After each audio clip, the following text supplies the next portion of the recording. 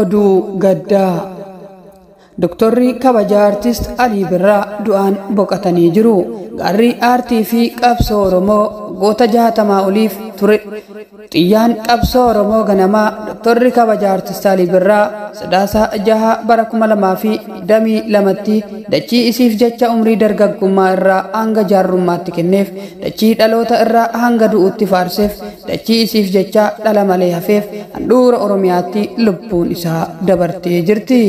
Daawwattoota oduu gaddaa artisti Dr. Kabajaa Alii Birraa du'aan addunyaa kanarraa boqoteera.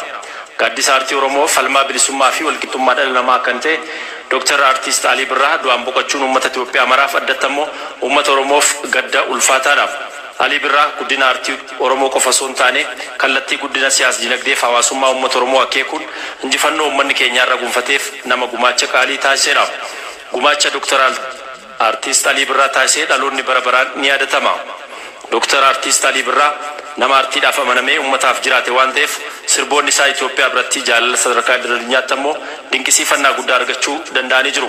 Bulchiinsi mootummaa naannoo Oromiyaa Dr. Kabajaa Alii Birraatiif jannata, uummata Oromoo dinqisiifattootaa fi maatii isaatiif ammoo jajjabina hawwaa sirna gaggeessaa goota tokkoof raawwachuudhaaf koreen biiroo aadaa fi turizimii Oromiyaa hoogganamu hojiitti galee jira. Waggaa 50 muuziqaa fi qabsoo keessa kan ture Alii Birraa bara 1940 Dirreedawaa ganda qoreetti dhalatee bara 1954 umurii waggaa 13tiin muuziqaa fi qabsoo eegale. Muuziqaawwan 267 fi albamoota 13 uummataa fi saba isaatiif dhiyeesseera. Kuusaan aartii hawaasa Oromoo fi abbaan sagalee kiilolee Dr. Artist Alii Birraa gaafa uummanni Oromoo sagalee dhabetti kophaa isaa lubbuu takkattii isaa qabsiisee sagalee ta'uudhaan qabsaa'uu bira darbee dhalootni miliyoonotaan lakkaa'aman waa'ee eenyummaa isaanii akka beekaniif ulaa saaqee ture. Doktorri kabajaa Artist Alii Birraan lafaa fi lafee Oromiyaatiif jecha jireenya hadhaa'aa jiraatee dabarse, biyya irraa baqatee gammoojjii hundatti rakkatee biyyoota quufaa biyyoota dhiyaatti jireenya qananii qabaatus jaalala inni biyyaa fi biyyoo isaatiif qabu waan madaaluu hin dandeenyeef waan hundaa dhiisee uummata isaa walakkaatti deebi'ee jiraataa ture. Doktorri kabajaa Artist Alii Birraa waa'ee afaanii sirbee afaan dhaloota kanaa qaree, waa'ee bareedinaa Oromummaa faarsee Oromoon akka of bartu godhee, waa'ee tokkummaa faarsee Oromoota walitti araarsee, waa'ee galma abbaa gadaa sirbee hawaasa Oromoo waa'ee caayaa isaa barsiisee darbe. Bara 1948tti magaalaa Dirre Dhawaatti kan dhalate Doktorri kabajaa Artist Alii Birraan jireenya isaa guutuu aartii irratti kan dabarse yoo ta'u, dhiyeenya kana immoo hojii tola ooltummaa dhaloota abdii boruu ta'uu gargaaruu irratti bobbahee ture. Doktorri kabajaa Artist Alii Birraan hanga ammaatti sirboota garagaraa 260 ol hawaasa addunyaa biraan kan gahe yoo ta'u, dandeettii artistoota addunyaa biratti hedduus hin beekamne afaanota garagaraa hedduun sirbuun beekama. Sagalee kiilolee isaa kanaanis miliyoonota qalbii booji'uu biras darbee alagaan hundi dhimma Oromootiif akka gurra kennan dirqamsiisuu dandahee jira. Doktorri kabajaa Artist Alii Birraa nama jaalala Oromoo fi Oromiyaatiin booji'amee dhaloota irraa hanga du'aatti ilmaan Oromootiif jecha dhaloota qubeetiif aduu bilisummaa saaquudhaaf jecha dhala malee jiraatee darbe.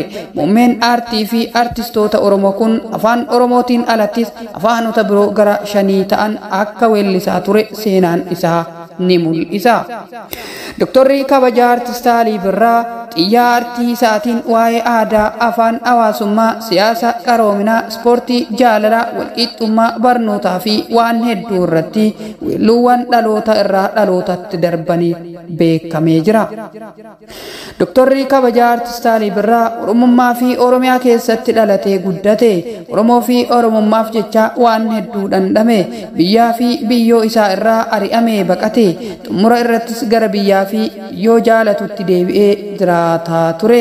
Yeroo dhiyoo as garuu irra deddeebi'ee dhukkubsataa kan ture yoo ta'u, hawaasni Oromoo fi abbootiin qabeenya Oromoo gaggaariin jaalala biyyaa fi biyyoo isaatiif qabanis gargaaraa turani. Haa ta'u malee dhibeen isaa qabe itti hammaataa waan dhufeef xumura irratti sababa addaan bahiinsa isaa fi hawaasa addunyaa tana ta'ee jira. Doktorri kabajaa Artist Alii Birraatiif Rabbiin haa araaramuuf jecha maatii fi firoottaniif hawaasa bal'aa isaan dhabeef ammoo jajjabina hawwa. Egaa kabajamtootaa fi jaalatamtoota ilmaan Oromoo qaqqaalii qophiin ammaaf qopheeffadhe kana fakkaata. Hanga qophii birootiin walitti deebinutti turtii gaarii.